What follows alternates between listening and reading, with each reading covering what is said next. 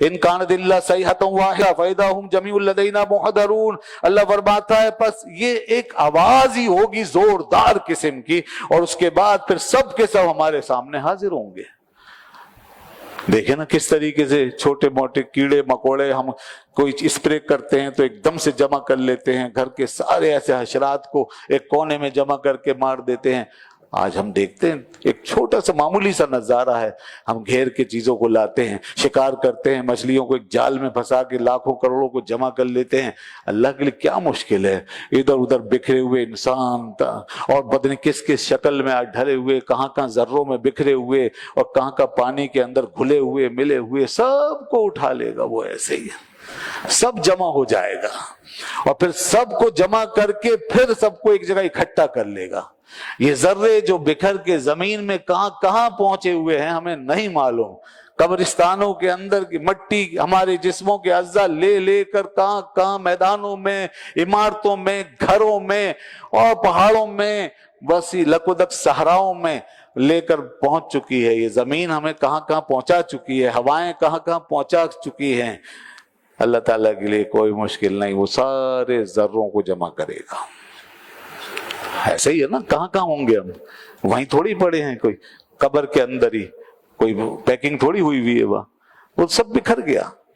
کتنی انقلاب آ گئے، کتنی دفعہ زلزلے آ گئے، نیچے کے حصے اوپر، اوپر کا حصہ نیچے، اور اس طرح. اور پانی آیا، سیلاب آیا، کیا کیا ہو گیا پتہ نہیں، کون حساب لگا سکتا ہے. لیکن وہ فرماتا میں سب کو جمع کر لوں گا.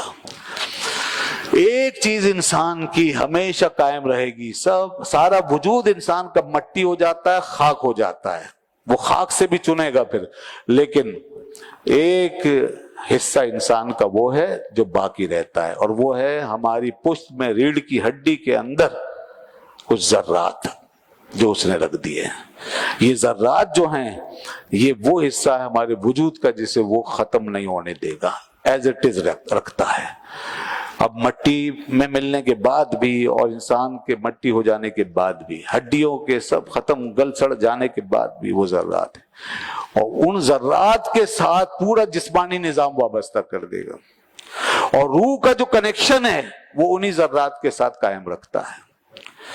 اور پھر وہ جو جسم آج ہمارا پورا محسوس کرتا ہے وہ صرف ان ذرات پر وہ سارا احساس طاری کر دے گا، کر دیتا ہے. جو بھی مر کے جاتا ہے اس کے ساتھ پھر یہ سسٹم چلتا ہے. تو اس لیے جسم بھی باقی رہتا ہے، اور جو ثواب یا عذاب ہے وہ جسم پر بھی ہوتا ہے، اور روح جو ہے اصل میں وہ دیکھ رہی ہوتی ہے، سب اس کے اوپر گزر رہے ہوتے ہیں حالات، اور پھر اس کا جو کنیکشن جسم سے ہوتا ہے، تو اس واسطے سے جسم بھی ہر چیز کا ادراک کرتا رہتا ہے. تو ایسا نہیں ہے کہ ثواب و عذاب صرف روح پر ہو رہا ہے، ثواب و عذاب جسم پر بھی ہوتا ہے، وہ خواہ کہیں بھی ہو، کسی بھی حالت میں ہو.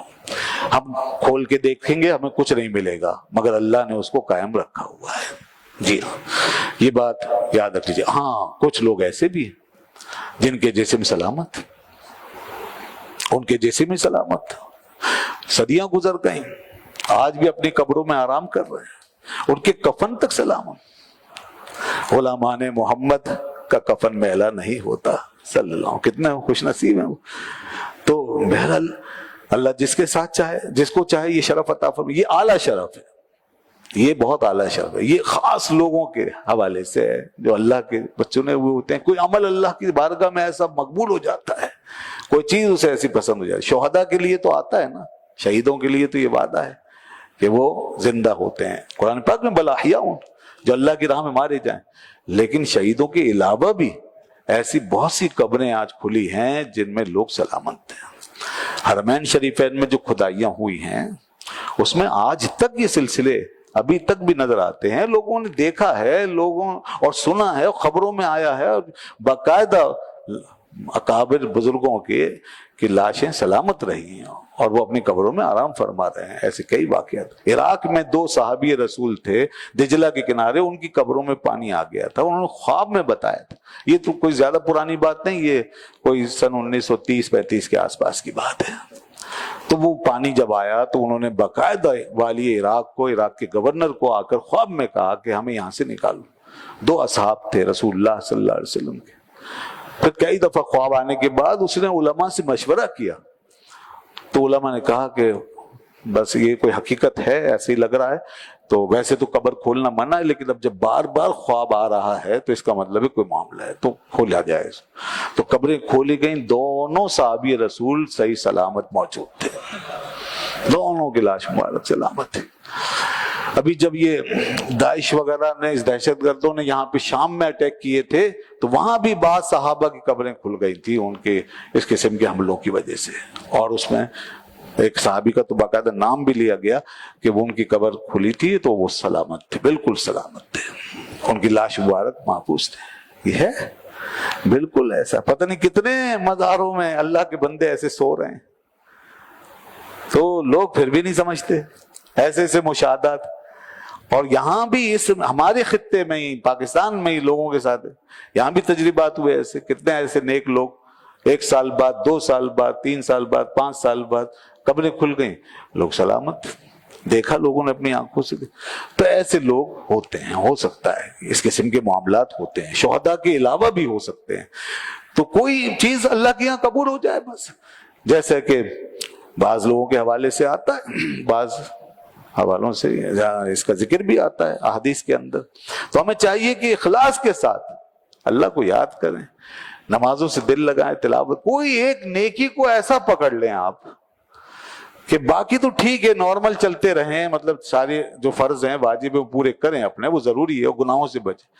کوئی ایک چیز کو ایسے پکڑ لیں جیسے کسی محبوب چیز کو آدمی پکڑ کے رکھتا ہے۔ ہوتے ہیں نا اپنے اپنے ذوق، کسی کو انگوٹھی پہننے کا شوق ہے تو 2 3 4 بھائی مر جائیں گے انگوٹھی نہیں چھوڑیں گے۔ کسی کو جناب اور اچھے کپڑے ڈیزائن والے پہننے کا شوق ہے تو وہ اوپر لگے رہیں گے، وہ ضرور پہنیں گے۔ کسی کو خوشبو لگانے کا شوق ہوتا ہے، ہر وقت اپنے خوشبو ملتا رہتا ہے تو وہ اس کو پکڑ کے رکھتا ہے۔ کسی کو گھومنے پھرنے کا شوق ہے، بس وہ گھومتا پھرتا رہتا ہے۔ کسی کو اور کوئی اچھا گھر بنانے کا شوق ہے، کسی کو گاڑی رکھنے کا شوق، اب تو موبائلوں کا شوق ہے تو موبائل ہر وقت یہ دیکھیے یہ والا وہ والا۔ بہت ہیں ہمارے ایسے دھندے، بہت ہیں، اور یہ سب فضول ہی ہیں تقریباً چیزیں، ایک حد تک تو ٹھیک ہے، اس کے بعد کیا ہے، فضول ہے۔ ارے یہی شوق درود شریف پڑھنے سے متعلق کرو، یہی شوق اللہ تعالیٰ کے کسی نام کے ساتھ جوڑ لو، بس اس کے ساتھ چمٹ جاؤ۔ یہی شوق کسی کوئی تلاوت کے ساتھ جوڑ لے، کوئی اور چیز اس طرح کوئی نیکی کی چیز نکال کے اس کے ساتھ جوڑ، کوئی صدقہ خیرات کرنے کے حوالے سے جوڑ لیں، بھائی میں نے یہ کرنا ہے، دینا ہے دینا ہے دینا ہے۔ کوئی صلہ رحمی کے حوالے سے چمٹ جائے اس چیز سے کہ میں اپنے بس گھر والوں اور رشتہ داروں کو خوش رکھوں گا اور ان کی دلجوئی کرتا رہوں گا۔ کوئی ماں باپ کے قدموں سے چمٹ جائے، بس میں ان کے ساتھ لگا رہوں گا، ہو سکتے ہیں۔ کوئی اللہ کا بندہ ملے، اگر واقعی اللہ کا بندہ ہو، اس کے ساتھ چمٹ جائے، اس کی خدمت میں لگا رہے، ایسا بس اس طرح کی کئی چیزیں ہو سکتی، جیسے دنیا کے شوق ہیں ایسے دین میں بھی۔ یہ چیز ایسی ہے کہ یہ آپ کو بالکل ایسے باندھ دے گی یہاں سے لے کر وہاں تک کی سعادت کے ساتھ۔ یہ نیکی جو ہے نا، یہ زنجیر کی طرح ہے جو وہاں کی سعادت کے ساتھ باندھ دے گی آپ کو، اور جیسے ہی موت کا وقت آئے گا یہ نیکی مضبوط زنجیر کی طرح کھینچ کے لے جائے گی، وہاں اپنے آپ کی منزل پہ پہنچا دے گی۔ یہ ایسی چیز ہے، تو اس لیے ہمیں چاہیے کہ کوئی ایسے شوق بھی پالے۔